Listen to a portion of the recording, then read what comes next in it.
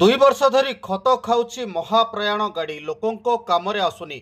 नुआरे गाड़ीटी आसिबा परठारु ही स्वास्थ्य केन्द्र परिसर रे व्यवहार उपयोगी न होई खत खाऊची।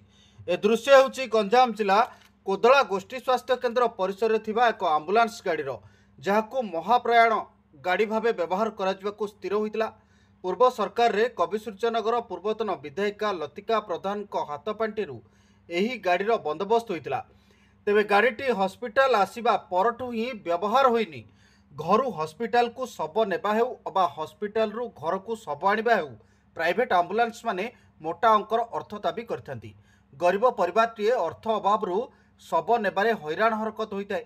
तेबे कोदला गोष्ठी स्वास्थ्य केन्द्र रे लोकों पई महाप्रयाण गाड़ी थाई सुद्धा कामरे आसुनी। अजाकु नै असंतोष प्रकाश करुछंती स्थानीय बासिंदा।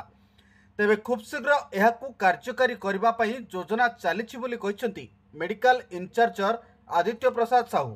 कोदला मेडिकल रे बहुत दिन धरी सब गाड़ीटा पड़ी रखिछि।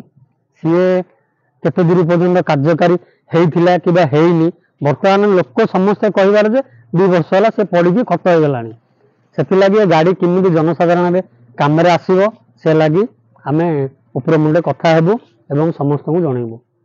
2 वर्ष तले आमर जो ये पूर्वतन विधायिका मैडम लतिका मैडम जो थिले हाथ फंड रु निजस्व फंड रु बर्तमान गोटे गाड़ी सब गाड़ी करथिले जोटा सब आनिया पे और नेबा पे, किंतु बर्तमान तार कार्यकारी आज म्हणजे हुए ना। से गाड़ी आज म्हणजे खत होउछि, किंतु या पे एटा जदि नहले लोक को बहुत असुविधार सम्मुखीन होबा पड़छि।